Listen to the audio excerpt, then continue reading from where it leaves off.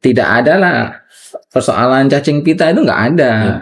Sehingga larangan makan babi itu menjadi nggak relevan di era di mana persoalan higienisitas makanan itu sudah terjamin dengan sedemikian canggih gitu. Sehingga ya tidak ada relevansinya lagi kita melarang orang makan babi kalau pengolahannya seperti itu. Gitu, ini dia loh, bukan saya loh. Harus ditegaskan, nanti kita yang dikira ya. Nanti dipotong nanti masuk TikTok. Viral. Terus saya menjawab, kata Soekarno, buanglah air itu dan cucilah panci itu beberapa kali bersih-bersih dengan sabun dan kreolin. Oh, ketuk itu anjing ya? Ketuk tuh anjing. Iya. Nah, yang masih kita tanda tanya kreolin nih. Kreolin. Mungkin kayak Rinso ini. Wipol kayaknya terus kerak. Cuci beberapa kali. Harus lihat Google. Nah, terus Ratna termenung. Ya. Kemudian dia menanyakan, tidakkah Nabi bersabda bahwa panci ini mesti dicuci 7 kali, diantaranya 1 kali dengan tanah. Terus Soekarno menjawab, Ratna, di zaman Nabi belum ada sabun dan kreolin.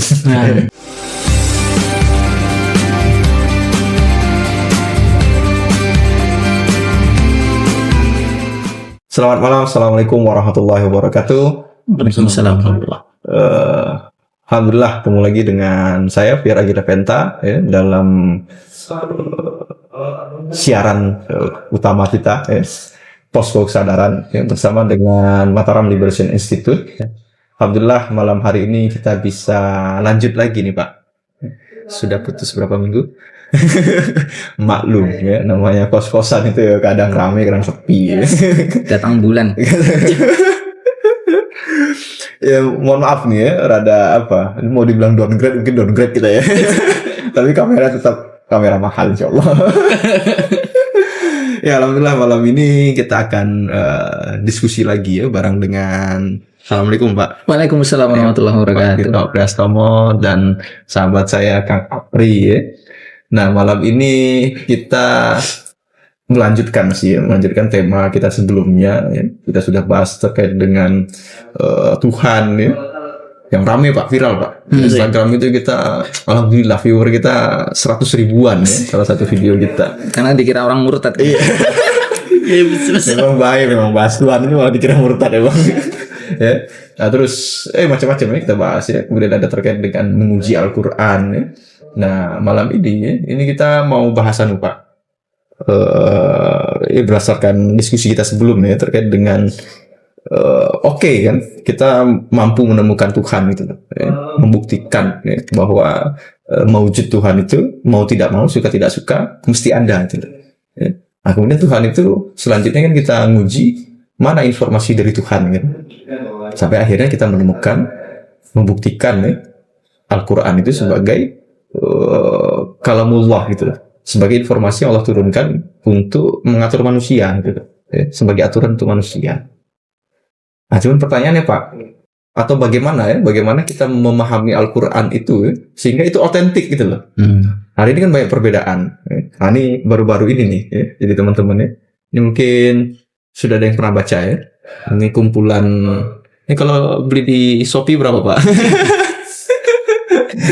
Shopee. Ya atau PDF-nya lah teman-teman cari ya. Ini kalau kita baca kayaknya sama Soekarno juga nggak dituntut lagi. Beda sama Terelie.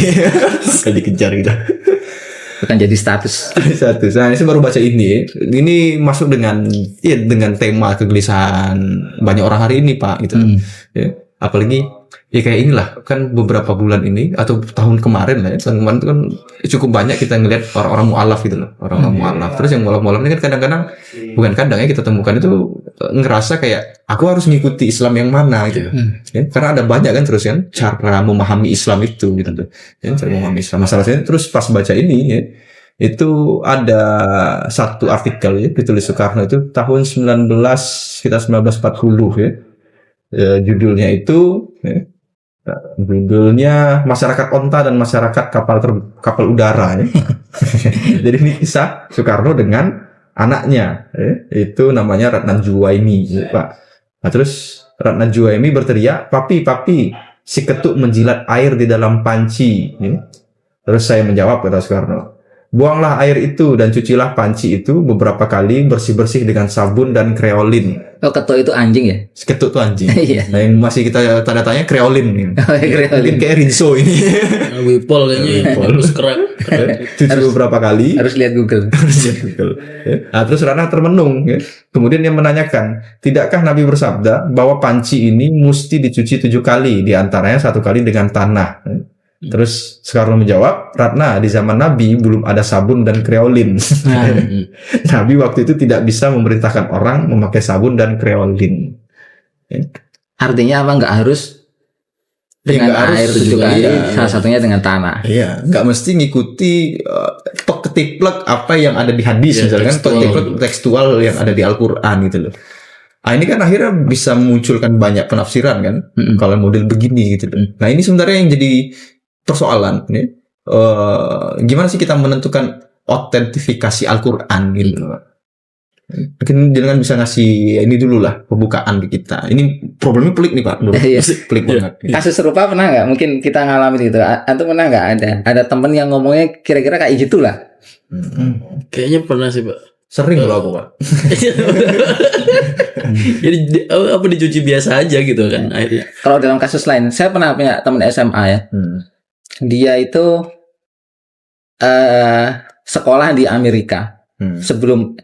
Sebelum SMA dia di Jogja ya. Jadi sebelumnya itu dia sekolah di Amerika dan menurut cerita teman saya ya, saya nggak dengar langsung sih. Ya. Jadi dia bilang gini, dia cerita bahwa orang Amerika itu ya makan babi. Kenapa makan babi? Babi itu di Amerika babi itu nggak sama seperti babi yang diharamkan di dalam Islam. Kenapa? Karena babi di Amerika itu sudah higienis, ya kan, udah diolah secara modern, tidak ada lah persoalan cacing pita itu nggak ada, sehingga larangan makan babi itu menjadi nggak relevan di era di mana persoalan higienisitas makanan itu sudah terjamin dengan sedemikian canggih gitu, sehingga ya tidak ada relevansinya lagi kita melarang orang makan babi kalau pengolahannya seperti itu. Begitu, itu kasus yang saya alami gitu. Yang kayak itu kan. Nggak perlu lagi Kang. Sholat juga kalau gitu. Ini dia loh, bukan saya loh. Harus ditegaskan nanti kita yang dikira ya. Nanti dipotong nanti masuk TikTok. Viral. Kalau saya merasa gini loh, ada itu mempertanyakan sebenarnya problem relevansi Islam yang dibaca secara tekstual baik dari Al-Quran maupun hadis Rasulullah SAW, kemudian dihadap-hadapkan dengan kondisi masyarakat modern yang nampaknya kita menjadi mempertanyakan apakah makna-makna tekstual atau makna-makna linguistik yang diambil dari Al-Quran dan hadis itu harus tetap kita ikuti secara saklek gitu, plek ketiplek gitu. Kalau menurut Mas Fir tadi gitu. Sehingga ataukah sebenarnya kita hanya mengambil substansinya. Kan Pak Karno tadi ya. Itu kan ingin mengajarkan bahwa kepada anaknya bahwa mengamalkan hadis Nabi itu tidak tekstual. Substansinya Rasulullah SAW itu mengajarkan kebersihan. Yang dijilat anjing itu harus dibersihkan karena barangkali dia ada penyakitnya kan. Dulu itu belum ada sabun dan kreolin gitu. Silahkan pemirsa mencari di Google atau ChatGPT apa itu kreolin ya. Nah itu yang penting kan bersih, jadi tidak perlu lagi mengikuti pendapat mazhab Syafi'i yang kayak gitu kan, yang berdasarkan teks hadis, cukup substansinya kebersihan gitu. Nah ini ini kita yang panik ini Pak. Ini letak kebenaran ini bisa jadi benar, ya kan? Atau gimana sih kita sebagai awam kan? Ini pendapat yang benar atau pendapat yang salah sih gitu ya? Iya, betul. Kalau saya melihat gini, jadi di era sekarang memang terjadi benturan di kepala kaum muslimin antara mengikuti makna-makna linguistik di dalam Al-Quran dan As-Sunnah yang kemudian ditarik oleh para ulama menjadi produk-produk hukum yang disebut dengan fikih itu, dengan realita abad modern Yang disebut dengan modernitas itu loh. Modernitas itu apa? Kalau dalam bahasa orang-orang sosiologi, modernitas itu kan bukan sekedar ini alat modern, kamera alat modern gitu, kendaraan bermotor alat modern, bukan sekedar itu. Modernitas itu seluruh karakter era modern, termasuk diantaranya adalah sains dan teknologi itu hanya sebagiannya, termasuk di dalamnya adalah pola pikir atau karakter berpikir masyarakat modern. Di antaranya adalah sekularisme, kemudian kesetaraan gender, misalnya kebebasan, saintisme, atau yang lebih spesifik misalnya Darwinisme. Itu adalah gejala-gejala modernitas yang ada dalam alam pikir manusia, termasuk negara bangsa, kapitalisme, sekularisasi di segala bidang. Itu adalah karakter era modern. Nah, kemudian begini, di era modern itu ada kelompok-kelompok yang memiliki resistensi terhadap modernitas. Contohnya di Amerika itu kalangan Kristen, ada kalangan Kristen yang memiliki resistensi misalnya terhadap teori Darwin. Kenapa? Karena dianggap menyelisihi atau bertentangan dengan Bible, kitab Kejadian misalnya ya. Nah, sikap mereka menolak Darwin yang dianggap sebagai sains itu kemudian disebut sebagai resistensi terhadap modernitas. Labelnya disebut dengan fundamentalisme. Nah, gitu ceritanya. Istilah fundamentalisme itu dari situ. Jadi penolakan terhadap modernitas. Oke, itu kan konteks Pak, dalam artian yang terjadi di dunia barat. Oke lah, banyak dari banyak paham tadi ya, yang akhirnya apa istilahnya ya, itu jadi semesta berpikir kita hari ini kan. Semua kaum muslimin gitu berpikir itu tidak bisa lepas dari bagaimana barat hari ini berpikir gitu. Itu pertanyaan jadi begini tadi dengan konteksnya Pak Karno tadi. Sebenarnya kan kalau dijadikan ke hari ini ada banyak kan, termasuk misal ya yang penting nggak perlulah kepala kita dikerudungi gitu loh. Yang penting kan hati kita. Sebenarnya kan tujuannya untuk apa istilah yang dipakai sekarang argumen itu mengenali jati diri kan sebagai identitas gitu loh, ya, atau menjaga kehormatan. Ya dengan dunia hari ini ada kesetaraan gender kan, saling menghormati hak asasi ya, sehingga simbol-simbol agama tadi tidak diperlukan lagi gitu loh, cukup dengan itu aja gitu loh. Nah pertanyaannya kan siapa nih yang paling otoritatif kan, sehingga memahaminya tadi apakah cukup dengan substansinya aja atau memang teks ini perlu dibawa juga gitu loh. Sepenting apa sih teks di dalam Islam itu gitu loh, memahami teks ya dibandingkan memahami substansinya gitu loh. Oke, kalau kita pikirkan gini Mas, ada hal-hal yang terlalu sakral di dalam Islam yang tidak bisa diganggu gugat. Antaranya apa coba? Yang kalau kita menggugat itu, maka semua orang sepakat bahwa itu mempersoalkan inti ajaran Islam. Apa kira-kira? Sholat, apalagi? Ya sesuatu yang dilarang tadi itu, Pak. Apa contohnya? Kan ada apa namanya? Kan kalau tadi saya berpikir sih yang daging babi tadi itu kan masuknya pembahasan ke ilat gitu, yang kemudian itu berhubungan sama perintah dan ya nggak seharusnya itu kemudian dibahas lebih lanjut gitu kan. Oke. Gitu sih. Tapi larangan babi itu diambil dari mana? Larangan makan babi diambil dari Al-Quran. Dari Al-Quran. Dan hal yang tidak bisa diganggu gugat adalah keyakinan pada Al-Quran itu kan? Iya, betul. Jadi keyakinan pada Al-Quran itu hal yang nggak bisa diganggu gugat dalam Islam. Betul kan? Jadi persoalannya begini. Modernitas termasuk karakter berpikir, kemudian tatanan masyarakat modern itu dianggap sebagai perkara yang tidak bisa ditolak. Mau tidak mau harus dihadapi kayak gitu. Termasuk itu adalah perkara yang sudah menjadi kehendak zaman, sudah menjadi gejala zaman yang nggak bisa ditolak-tolak gitu. Kalau kita menolak ya kita akan justru terlindas oleh karakter zaman, gitu kan? Tapi begini soalnya, misalnya ya, kesetaraan gender itu mau tidak mau berbenturan dengan misalnya ya ayat tentang kebolehan poligami gitu misalnya ya. Waris. Fangkihu ma taba lakum minan nisa. Waris. Ya, yusikumullahu fi auladikum lidzakari mithlu hadzil unthayain. Laki-laki lebih banyak daripada perempuan. Iya, itu sudah otomatis problem dengan kesetaraan gender. Ya. Demokrasi misalnya.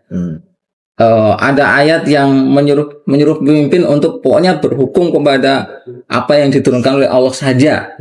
Ya, jangan ikuti hawa nafsu manusia. Itu kan dinilai tidak demokratis. Gitu. Jadi ada benturan antara makna linguistik dalam Al-Quran dengan apa-apa yang jadi tuntutan dunia modern. Nah, sehingga orang-orang pun kemudian ketika berpegang kepada Al-Quran dan makna tekstualnya atau makna linguistiknya itu dianggap juga sebagai fundamentalis. Ya, dianggap sebagai fundamentalis. Gitu. Nah, perdebatannya di situ. Maka gini. Kemudian muncul kalangan yang ingin membebaskan Islam dari problem fundamentalisme ini. Yang kemudian mereka merasa, oh iya, ini kalau kaum muslimin masih sikapnya kayak gitu, kaum muslimin itu akan tertinggal, akan terlindas oleh zaman, tidak relevan lagi dengan kondisi abad modern, gitu. Maka kemudian mereka inilah yang disebut sebagai kalangan modernis, gitu. Kalangan modernis. Nah ini artinya bukan artinya sih, aku malah mau nanya ini Pak, problematika ini itu kalau kita cari akarnya gitu ya, apakah sebenarnya ini akar yang memang muncul dari dunia Islam gitu loh, atau sesuatu yang kemudian ditanamkan ke dunia Islam? Sebenarnya benar-benar gelisah nggak sih kaum muslimin itu ya? Ini sebelum nanti kita lebih jauh ke metodologis Pak, metodologis itu kan bisa ngasih kita satu insight gitu loh. Alur ceritanya sampai tadi ada istilah modernitas, kalangan modernis, ada kalangan fundamentalis ya. Nah, ini sebenarnya ini benar-benar lahir dari ekosistem Islam gitu loh. Atau ini sebenarnya sesuatu dari luar kemudian dipaksakan ke dalam kehidupan umat Islam gitu. Kira-kira apa itu? Karena hari ini kan kita tahunya tuh yang teman-teman dan juga tahunya tiba-tiba ada kategorisasi ini di dalam tubuh umat Islam gitu loh. Yang akhirnya nanti kan sebenarnya selanjutnya mungkin kita akan bahas ya terkait dengan metodologi berpikirnya. Yang jelas itu merupakan identifikasi yang dilakukan oleh orang luar awalnya kan, yang berdasarkan atas dasar apa dibagi ada fundamentalis, ada modernis. Didasarkan pada respon mereka terhadap apa yang disebut dengan modernitas. Apa itu modernitas? Sebenarnya kalau kita lihat modernitas itu terlalu umum sih. Di dalamnya itu ada perkara-perkara yang sifatnya netral-netral saja. Ini kan produk modernitas nih. Kan netral-netral saja. Kita pakai HP. HP itu menjadi baik atau buruk nggak bisa. Tinggal kita aja makainya gimana gitu. Ada yang sifatnya netral kayak mikrofon, kamera dan seterusnya. Satu. Yang kedua ada juga yang netral. Misalnya soal fisika misalnya. Di luar pemaknaan yang sifatnya metafisik ya. Fisika netral-netral saja. Aduh. Kopi. Enggak, kopi malah tambah panas. Air putih tolong. Enggak.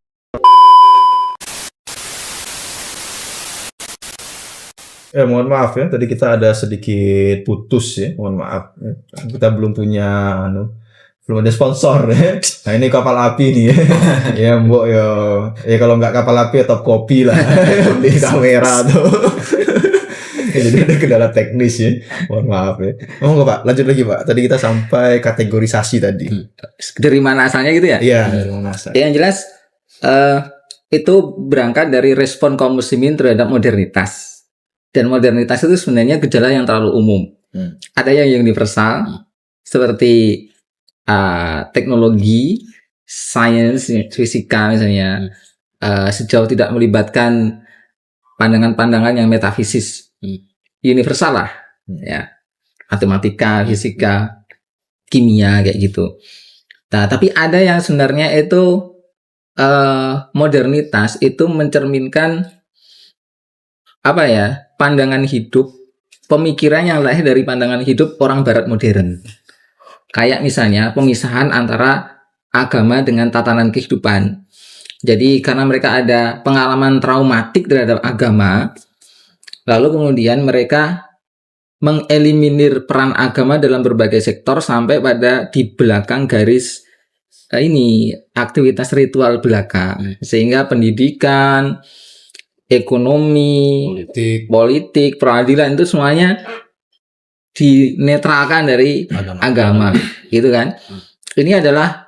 Ini dianggap sebagai bagian dari modernitas, tapi sebenarnya ini adalah pemikiran khas yang lahir dari pandangan hidup orang Barat sebenarnya, dan ini tidak universal sebenarnya.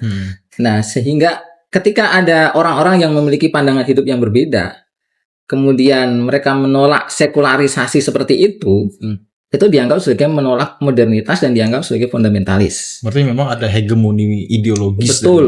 Ya, jadi istilah fundamentalisme sendiri itu sebenarnya merefleksikan suatu bias ya, yang dilatar belakangi oleh pandangan hidup tertentu.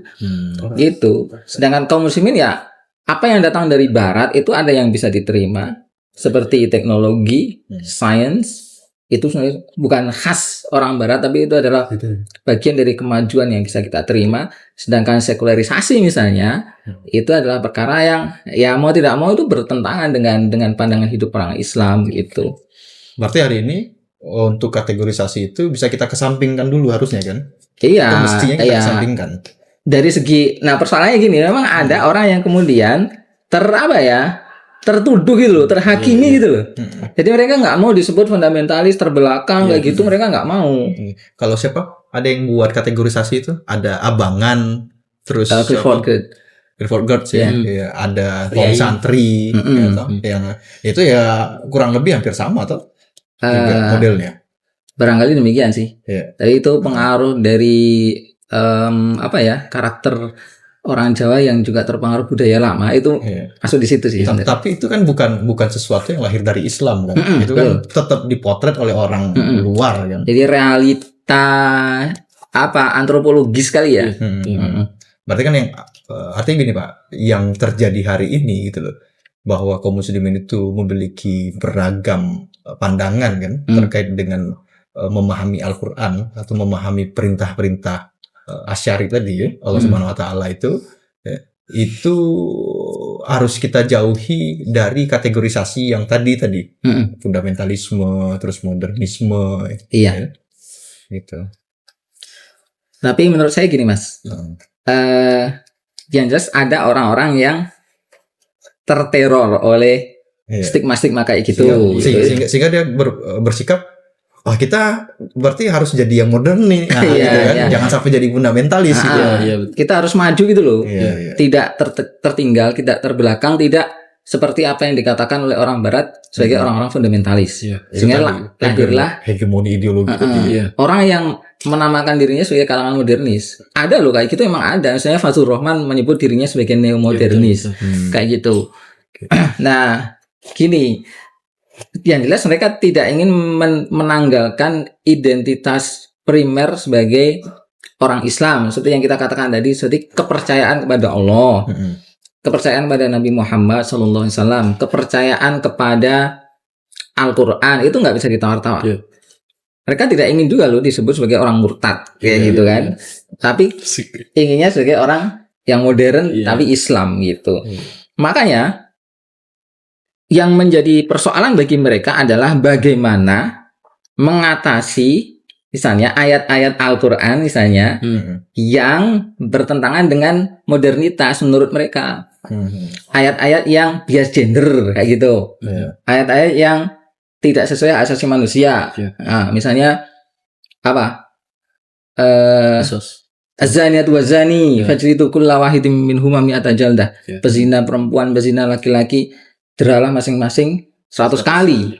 Nah, kalau dalam perspektif hak asasi manusia kan Nggak bisa Nggak kayak bisa. gitu. Itu kan perkara suka sama suka ya kita nggak bisa gugat dong, nggak bisa dikriminalisasi gitu. Ya, Bisa jadi yang berzina juga lebih baik akhlaknya. Iya Pak, aku tuh masih tema yang sama sebenarnya, bisa masuk mungkin nanti jadinya bisa nambahin itu. Terus aku bisa nambahin. Jadi waktu jual nanas, lagi jual nanas.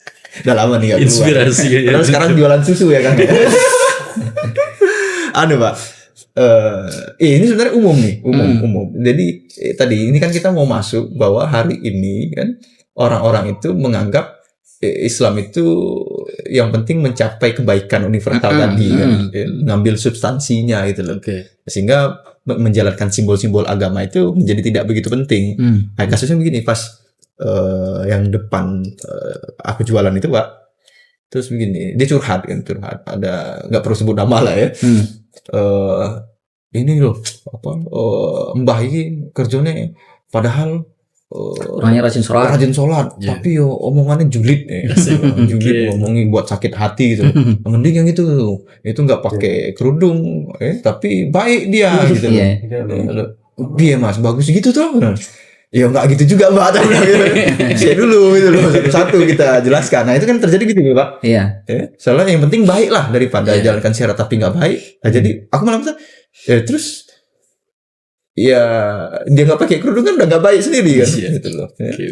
Dan standar bilang orang baik itu juga asal nggak julid, masa ya sesederhana itu sih gitu loh. Bukan orang baik. Ya. Jadi kalau dalam pandangan orang-orang tertentu mentaati aturan-aturan formal agama itu dianggap sebagai suatu bentuk keterjebakan terhadap formalisme agama, tidak memegang substansi. Nah ini yang akan kita kaitkan dengan persoalan fundamentalisme ini atau yang disebut orang Barat sebagai fundamentalisme. Nah untuk menghindari kemunduran fundamentalisme ini, orang-orang yang mengaku dirinya modernis atau diidentifikasi sebagai modernis itu ingin memecahkan persoalan. Persoalannya di mana? Persoalannya itu ada di dalam Al-Quran, gitu loh. Nah, kalau kaum muslimin masih memahami Al-Quran secara literal, mengambil makna linguistiknya, itu kaum muslimin akan tetap mundur, akan tetap dicap fundamentalis. Maka bagaimana caranya tetap mengimani Al-Quran, menjadikan Al-Quran sebagai petunjuk, tapi tidak terikat pada teks, tidak terikat pada makna teks. Nah, ini caranya macam-macam nih. Mereka mengembangkan berbagai macam terobosan untuk itu. Misalnya Fadlur Rahman itu punya metode namanya double movement, gerak ganda. Ini nggak perlu saya panjang lebarin ya. Intinya begini. Tetap Pak, harus dipanjang lebarkan. Biar nanti malah dipotong di TikTok. Intinya gini. Jadi karena problem itu ya, Fadlur Rahman itu merasa teks Al-Quran itu tidak bisa diterapkan, dibaca, dimaknai, diterapkan mentah-mentah di era modern. Harus ada gerak mundur dulu nih. Ini gerak pertama nih, gerak mundur ke era di mana Al-Quran turun. Memahami konteks sosiokultur. Ya, kenapa sih Al-Quran itu kok membolehkan laki-laki menikahi 4 orang istri? Misalnya kayak gitu. Kenapa sih Al-Quran kok kalau orang mencuri dipotong tangannya? Kenapa Al-Quran mewajibkan jihad? Apalagi kenapa warisan anak laki-laki lebih besar dari warisan anak perempuan? Nah itu dibaca konteks sosiokulturnya. Kalau yang siapa sih? Menjelaskan siapa? Humaila. Kenapa dilarang makan babi? Orangnya dulu. Itu ada latar belakangnya tuh ya. Nah ini jadi bisa dirasionalisasi. Oh, karena dulu itu masyarakat Arab yang laki-laki itu sangat berkuasa. Sehingga dia bisa menikahi 1, 2, 3, 4, 5, 6, 7, 8, 9, 10, 11, 12 istri gitu. Seminggu sekali. Dan itu sangat membuat istri itu, meskipun mereka nggak sadar bahwa mereka menderita, tapi istri menjadi subordinat itu dari kaum laki-laki gitu. Komoditas. Nah, Al-Quran datang dalam konteks itu, memberi batasan laki-laki jangan nikah banyak-banyak lah, 4 aja gitu. Ya. Artinya sebenarnya yang diinginkan oleh Al-Quran itu bukan sekedar mengizinkan laki-laki menikahi 4 istri. Ada proyeksi kesetaraan antara laki-laki dan wanita. Jangan kayak gitulah jadi laki-laki, jadi orang jangan kayak gitu. Wanita itu juga orang, laki-laki juga manusia gitu. Jadi ada proyeksi kesetaraan. Jadi angka 4 itu adalah angka yang masuk akal untuk era itu gitu loh. Masih angka yang bisa ditoleransi. Yang sudah cukup radikal di era itu. Hanya saja masih belum cukup. Karena arahnya adalah kesetaraan. Jadi ya arahnya monogami kayak gitu. Satu-satu. Oke, jadi memahami konteks itu. Kenapa potong tangan ya? Karena hukuman mutilasi di era itu biasa. Kenapa apalagi? Perang. Warisan. Warisan kenapa kok anak laki-laki lebih besar? Ya karena dulu anak perempuan tuh enggak memiliki properti, enggak memiliki hak milik. Enggak ada warisan lagi anak perempuan. Jadi langkah Islam untuk memberikan warisan seberapapun itu sudah cukup radikal. Nah, dilihat dari konteks kala itu, gitu. Jadi langkah pertama ini ingin menemukan alasan atau kausalegis di balik pensyariatan dalam tanda kutip apa yang tertuang di dalam Al-Quran. Oh, ditemukanlah sebenarnya arahnya adalah kesetaraan gender. Oh, sebenarnya adalah untuk hukuman potong tangan itu alasannya adalah perlindungan terhadap hak milik saya gitu. Untuk waris sama alasannya adalah memanusiakan kaum wanita. Ini yang ditangkap ketika kita meneliti konteks masa lalu. Nah, semangat atau spirit di balik ketentuan-ketentuan dalam Al-Quran inilah kemudian yang dibawa gerak maju ke depan. Ini gerak yang kedua. Tadi gerak ke belakang, gerak maju ke depan. Spiritnya ini yang dibawa ke era kita sekarang, lalu diwujudkan dalam bentuk yang sesuai dengan kondisi hari ini dengan kontekstualisasi. Kayak gitu. Ini namanya gerak ganda. Nah, ada lagi misalnya Mahmud Muhammad Toha, ini orang Sudan. Dia mengatakan bahwa ada perbedaan jauh antara ayat-ayat Makkiyah dengan ayat Madaniyah. Ayat Makkiyah itu universal. Seruannya ya Yuhannas, kayak gitu. Ajakan untuk menyembah Allah sebagai Rob, sebagai Tuhan yang universal.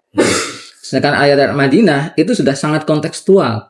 Sudah karena Rasulullah sebagai pemimpin dihadapkan pada persoalan-persoalan kasuistik kontekstual di era masyarakat Madinah kala itu.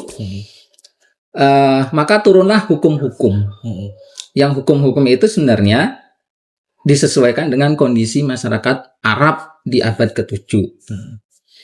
Nah, sebenarnya ini banyak penyesuaian-penyesuaian untuk merealisasikan seruan-seruan universal yang ada di era Makkah itu. Nah,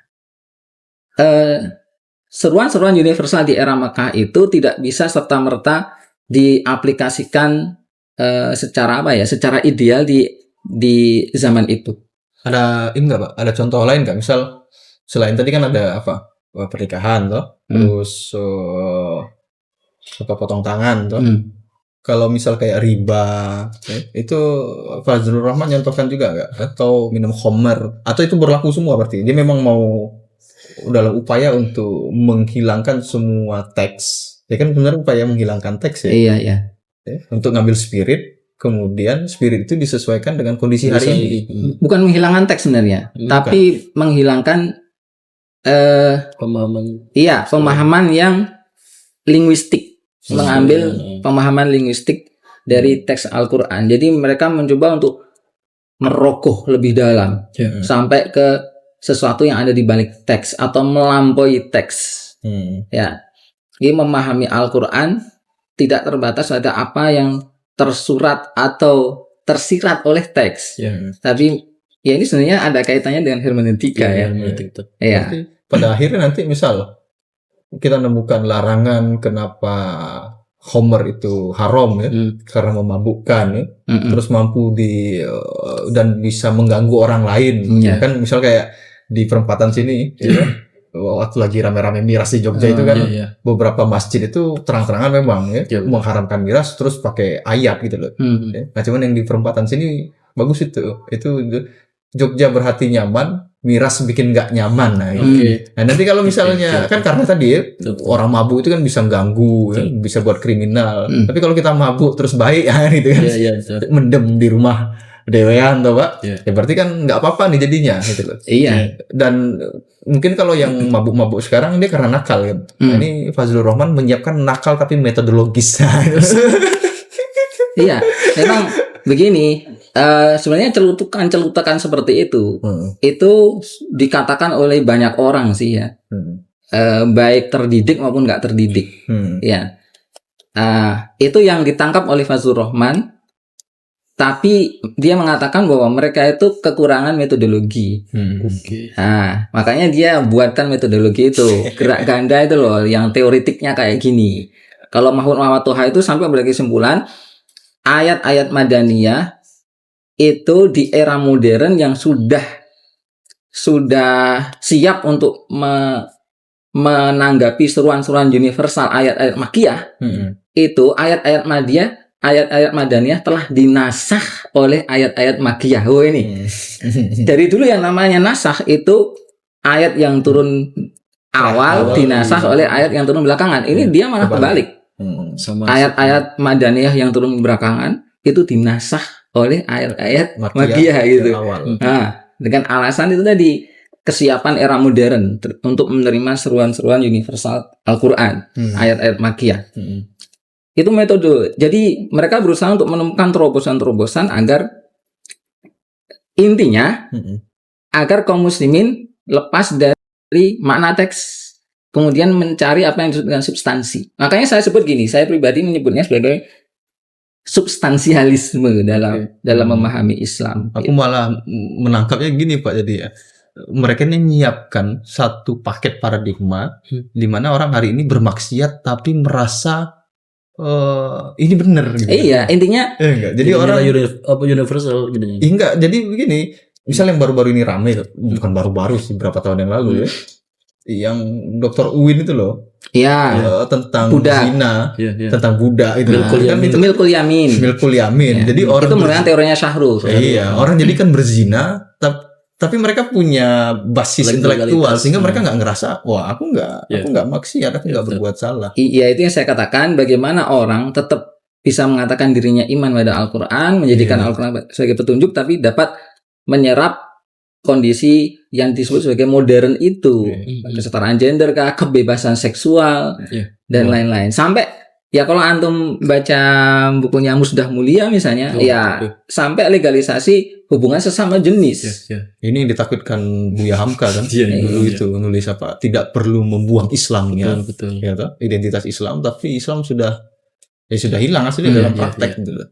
Iya, jadi itu bahaya sekali. Dan kalau kita mendakwakan Islam, syariat Islam yang hari ini yang kita hadapi salah satunya yang terberat adalah itu, soal substansialisme.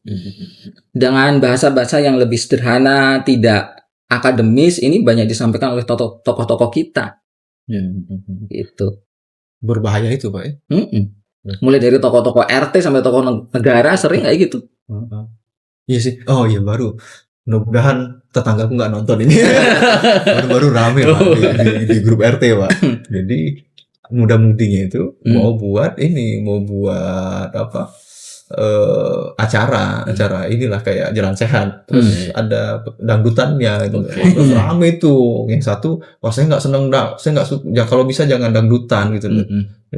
Nah terus yang lain nanggapi gitu loh, apa-apa nggak boleh, nanti selawatan juga nggak boleh gitu, namanya anak muda. Nah terus yang mimpin, ya kalau saya sih mengakomodir semua pendapat ya.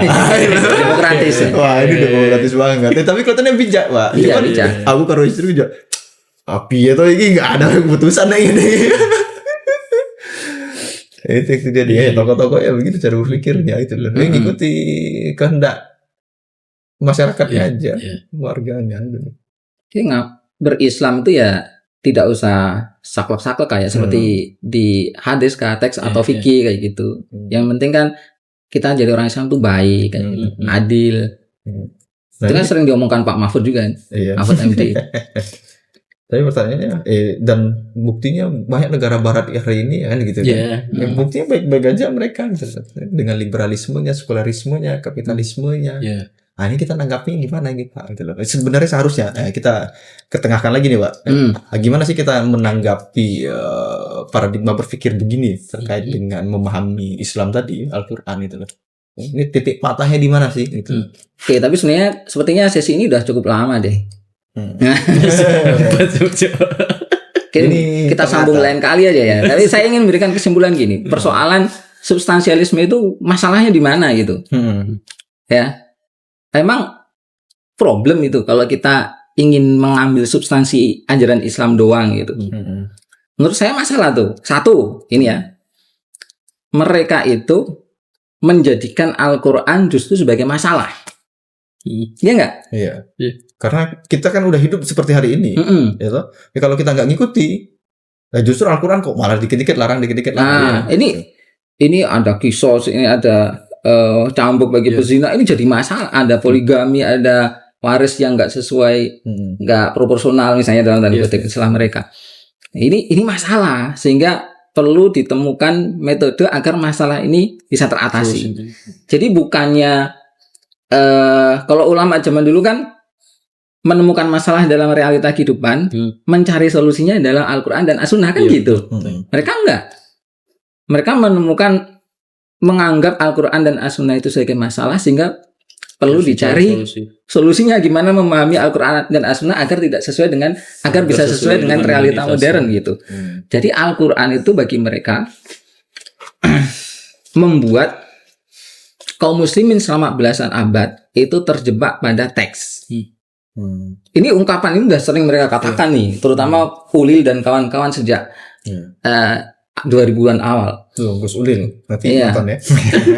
Gus Ulil sekarang jadi kiai. Jadi kiai, ya Ulumuddin deh bahasannya. Iya. Jadi mereka bilang kaum muslimin terjerat atau terjebak dalam teks, sehingga mereka menjadi kaku. Mereka tidak berhasil menemukan substansi Al-Qur'an ya gitu loh. Pertanyaan saya gitu. Jadi Al-Qur'an ini sebenarnya menurut mereka jebakan atau petunjuk sih? Jadi jebakan. Jadi jebakan menurut mereka. Iya. Mending nggak usah turun sekalian. Kayak gini, orang-orang Barat justru menemukan nilai-nilai universal itu. Malahan. Ya iya. Mereka lah yang mendengungkan kebebasan, keadilan, kesetaraan gender, keadilan, demokrasi, hak asasi manusia. Itu kan dari mereka kita belajarnya itu. Nah, mereka nggak pernah belajar alif bata loh. Maksudnya yang non muslim berarti kan gitu? Iya. John Locke, Voltaire, Montesquieu, John Stuart Mill nggak pernah mengimani Al-Qur'an dan mempelajari Al-Qur'an, tapi mereka menemukan substansi nilai-nilai universal yang dikatakan juga sebagai substansi ajaran Al-Qur'an gitu. Orang yang dikasih Al-Qur'an malah dikatakan terjebak pada teks. Orang yang nggak pernah mengimani Al-Qur'an tertunjuki oleh substansi. Nah, mending nggak usah ada teksnya. Karena teksnya malah justru menjebak. Kayak gitu. Nah, ini bertentangan dengan keyakinan dasar bahwa Al-Qur'an itu adalah petunjuk gitu. Satu itu. Ya. Yang kedua, kalau substansinya kayak gitu, kalau kita hanya memegang substansi, Islam itu benar-benar nggak punya bentuk. Ya, benar-benar nggak punya bentuk. Karena gini, kita bicara misalnya yang penting itu kebenaran, keadilan kayak gitu. Oke. Orang-orang sosialis bicara tentang keadilan nggak? Iya. Orang-orang liberal bicara tentang keadilan juga. Itu. Hanya orang-orang sosialis, katakanlah Marxis ya, mereka mengatakan keadilan itu dalam ekonomi akan terwujud ketika apa? Ketika setiap orang itu bekerja sesuai kemampuannya dan mendapatkan sesuai dengan kebutuhannya. Nah, dengan itu alat-alat produksi kepemilikan dikuasai bersama, bekerja secara bersama-sama, distribusikan secara bersama-sama menurut kebutuhan masing-masing, kayak gitu. Sementara orang-orang liberal mengatakan ya keadilan itu akan terjadi ketika setiap orang itu mengoptimalkan apa yang mereka punya, sehingga hasilnya adalah pasar bebas. Kemudian kekayaan nanti akan menetes, trickle down dari orang-orang yang punya modal besar ke mereka yang miskin, katakanlah demikian. Jadi terjadi keadilan ekonomi diatur oleh invisible hand dan kayak gitu. Jadi mereka tidak berselisih dalam masalah nilai dasar, tapi mereka kemudian memiliki perbedaan yang sangat mencolok dalam bagaimana merealisasikan keadilan itu. Kalau Islam itu hanya bicara soal substansi keadilan, pertanyaannya Dia mau ngikut yang mana? bentuk Islam itu nggak punya, terus mau ngikut yang mana? Nggak punya kubu. Nah, di sini Kayak gitu kan. paradoks. Jadi substansi doang itu nggak akan nggak akan memberikan solusi real kayak gitu. Dan akhirnya juga Islam tidak punya urgensi untuk hadir kalau gitu. Padahal jelas-jelas dari sini setiap nilai universal yang mau dicapai itu membutuhkan metodologi kan, butuh cara gitu loh. Iya, butuh cara yang gitu loh. konkret itu. Ini kok datang-datang dia sampaikan ya nggak perlu gitu loh. Jadi Berarti Fazlur Rahman bodoh. bukan gitu. Oh, bukan gitu. Gini. Kebodohan yang rumit kali ya. Kemudian yang rumit. Ya. Artinya ini kita disuruh untuk udahlah, jangan pikirkan apa yang dikatakan oleh Al-Quran. Al-Quran itu dipakai untuk yasinan doang aja lah. Ya, sama untuk sholat. Kalau kita bicara soal membangun kehidupan ya, kita bicara soal nilai-nilai universal yang harus kita tuangkan. Terserahlah, ya, bebas. Menurut ijtihad gitu ya, menurut ijtihad kita. Yang mending tadi hafalan-hafalan tentang ayat jihad, hafalan tentang ayat ekonomi itu ya hafalan untuk dapat ijazah aja ya, daripada dipraktekkan. Nggak ada tahfidz. Ya itu intinya. Jadi kemudian Al-Quran dianggap masalah, Islam jadi nggak punya bentuk dan nggak punya kubu. Akhirnya Islam juga nggak punya urgensi untuk hadir, mending nggak hadir sekalian. Itu kalau kita nuruti nalar berpikir orang-orang substansialis. Nah ini yang jadi bisa dibilang musuh yang harus kita lawan, toh, Pak, cara berpikir ini. Oke. Baik teman-teman, itu ya untuk bagian pertama ini. Ya. Kita lanjut di part selanjutnya. Ya. Jangan kemana-mana, tetap bersama kami. Saya Viera Geleventa, Pak Tito, dan Kang Ab.